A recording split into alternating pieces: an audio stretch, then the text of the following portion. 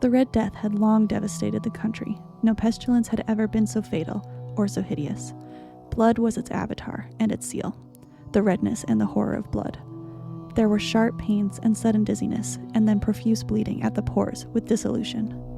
The scarlet stains upon the body, and especially upon the face of the victim, were the pest ban which shut him out from the aid and from the sympathy of his fellow men, and the whole seizure, progress and termination of the disease were the instants of half an hour. But the Prince Prospero was happy and dauntless and sagacious. When his dominions were half depopulated, he summoned to his presence 1,000 hale and light-hearted friends among the knights and dames of his court, and with these retired to the deep seclusion of one of his castellated abbeys. This was an extensive and magnificent structure, the creation of the prince's own eccentric yet august taste. A strong and lofty wall girdled it in.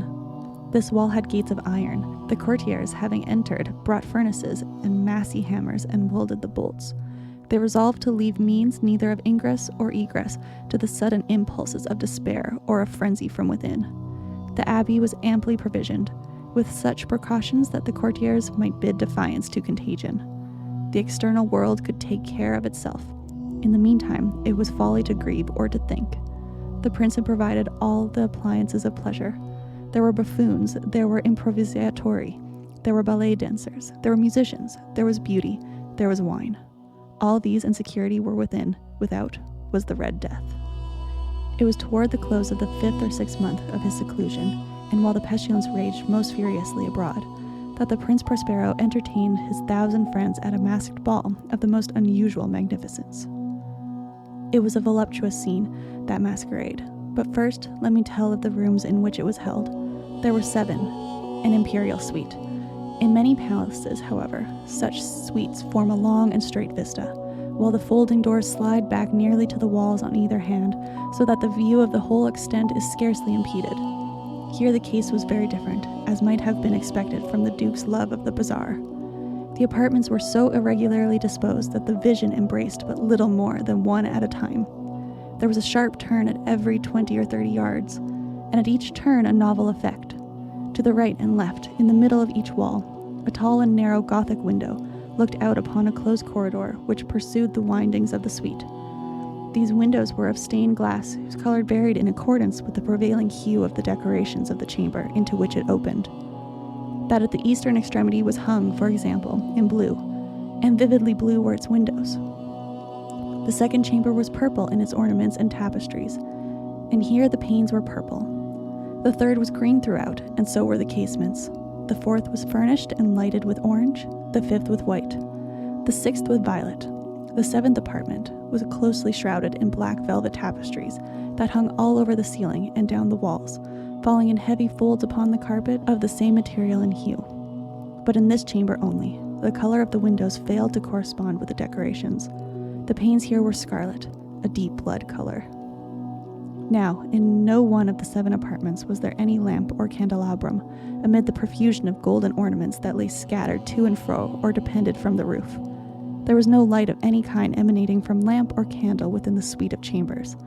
But in the corridors that followed the suite there stood, opposite to each window, a heavy tripod, bearing a brazier of fire that projected its rays through the tinted glass and so glaringly illuminated the room. And thus were produced a multitude of gaudy and fantastic appearances. But in the western or black chamber, the effect of the firelight that streamed upon the dark hangings through the blood-tinted panes was ghastly in the extreme, and produced so wild a look upon the countenances of those who entered that there were few of the company bold enough to set foot within its precincts at all.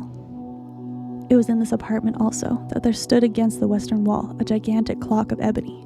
Its pendulum swung to and fro with a dull, heavy, monotonous clang, and when the minute hand made the circuit of the face, and the hour was to be stricken, there came from the brazen lungs of the clock a sound which was clear and loud and deep and exceedingly musical, but of so peculiar a note and emphasis that, at each lapse of the hour, the musicians of the orchestra were constrained to pause momentarily in their performance to hearken to the sound, and thus the waltzers perforce ceased their evolutions, and there was a brief disconcert of the whole gay company, and, while the chimes of the clock yet rang, it was observed that the giddiest grew pale, and the more aged and sedate passed their hands over their brows, as if in confused reverie or meditation.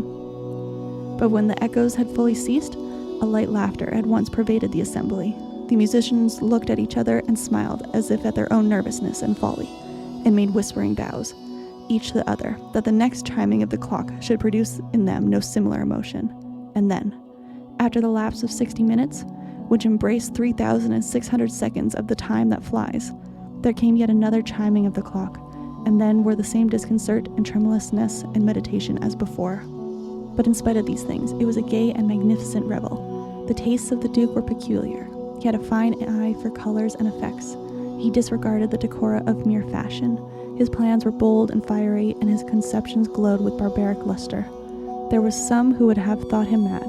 His followers felt that he was not. It was necessary to hear and see and touch him to be sure that he was not. He had directed in great part the movable embellishments of the 7 chambers upon occasion of this great fete, and it was his own guiding taste which had given character to the masqueraders. Be sure they were grotesque. There were much glare and glitter and piquancy and phantasm, much of what has been since seen in Hernani. There were arabesque figures with unsuited limbs and appointments. There were delirious faces, such as the madman fashions. There were much of the beautiful, much of the wanton, much of the bizarre, something of the terrible, and not a little of that which might have excited disgust. To and fro in the 7 chambers there stalked, in fact, a multitude of dreams. And these, the dreams, writhed in and about, taking hue from the rooms and causing the wild music of the orchestra to seem as the echo of their steps. And, anon, there strikes the ebony clock which stands in the hall of the velvet. And then, a moment, all is still, and all is silent, save the voice of the clock. The dreams are stiff frozen as they stand, but the echoes of the chime die away. They have endured but an instant, and a light, half-subdued laughter floats after them as they depart. And now again the music swells, and the dreams live, and writhe to and fro more merrily than ever, taking hue from the many-tinted windows through which stream the rays of the tripods. But to the chamber which lies the most westerly of the 7, there are now none of the maskers who venture, for the night is waning away, and there flows a ruddier light through the blood-colored panes, and the blackness of the sable drapery appalls, and to him whose foot falls upon the sable carpet, there comes from the near clock of ebony a muffled peal, more solemnly and pathetic than any which reaches their ears who indulge in the more remote gaieties of the other apartments. But these other apartments were densely crowded, and in them beat feverishly the heart of life, and the revel went whirringly on until at length there commenced the sounding of midnight upon the clock, and then the music ceased, as I have told, and the evolutions of the waltzers were quieted, and there was an uneasy cessation of all things as before. But now there were 12 strokes to be sounded by the bell of the clock, and thus it happened, perhaps that more of thought crept with more of time into the meditations of the thoughtful among those who reveled, and thus too it happened, perhaps that before the last echoes of the last chime had utterly sunk into silence, there were many individuals in the crowd who had found leisure to become aware of the presence of a masked figure, which had arrested the attention of no single individual before. And the rumor of this new presence having spread itself whisperingly around, there arose at length from the whole company a buzz, or murmur, expressive of disapprobation and surprise, and then finally of terror, of horror, and of disgust. In an assembly of phantasms such as I have painted, it might well be supposed that no ordinary appearance could have excited such sensation. In truth, the masquerade license of the night was nearly unlimited, but the figure in question had out-Heroded Herod, and gone beyond the bounds of even the prince's indefinite decorum. There are chords in the hearts of the most reckless which cannot be touched without emotion. Even with the utterly lost, to whom life and death are equally jests, there are matters of which no jest can be made. The whole company, indeed, seemed now deeply to feel that in the costume and bearing of the stranger, neither wit nor propriety existed. The figure was tall and gaunt, and shrouded from head to foot in the habiliments of the grave. The mask which concealed the visage was made so nearly to resemble the countenance of a stiffened corpse that the closest scrutiny must have had difficulty in detecting the cheat. And yet all this might have been endured, if not approved, by the mad revelers around. But the mummer had gone so far as to assume the type of the Red Death. His vesture was dabbled in blood, and his broad brow, which all the features of the face was besprinkled with the scarlet horror. When the eyes of Prince Prospero fell upon this spectral image, which with a slow and solemn movement, as if more fully to sustain its role, stalked to and fro among the waltzers, he was seen to be convulsed, in the first moment with a strong shudder, either of terror or distaste, but in the next his brow reddened with rage.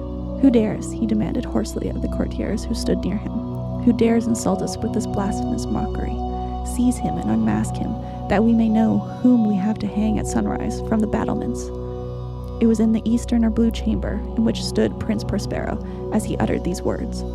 They rang throughout the 7 rooms loudly and clearly, for the prince was a bold and robust man, and the music had become hushed at the waving of his hand. It was in the blue room where stood the prince with a group of pale courtiers by his side. At first, as he spoke, there was a slight rushing movement of this group in the direction of the intruder, who at the moment was also near at hand, but now, with deliberate and stately step, made closer approach to the speaker. But from a certain nameless awe with which the mad assumptions of the mummer had inspired the whole party, there were found none who put forth hand to seize him, so that, unimpeded, he passed within a yard of the prince's person.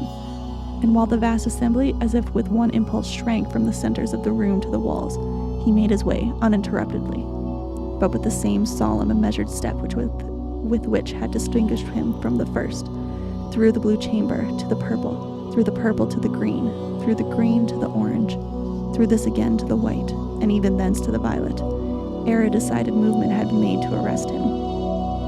It was then, however, that the Prince Prospero, maddening with rage, and the shame of his own momentary cowardice, rushed hurriedly through the 6 chambers, while none followed him on account of a deadly terror that had seized upon all. He bore aloft a drawn dagger, and had approached, in rapid impetuosity, to within 3 or 4 feet of the retreating figure, and when the latter, having attained the extremity of the velvet apartment, turned suddenly and confronted his pursuer, there was a sharp cry, and the dagger dropped gleamingly upon the sable carpet, upon which, instantly afterwards, fell prostrate in death the Prince Prospero. Then, summoning the wild courage of despair, a throng of the revelers at once threw themselves into the black apartment, and seizing the mummer, whose tall figure stood erect and motionless within the shadow of the ebony clock, gasped in unutterable horror at finding the grave cerements and corpse-like mask, which they handled with so violent a rudeness, untenanted by any tangible form.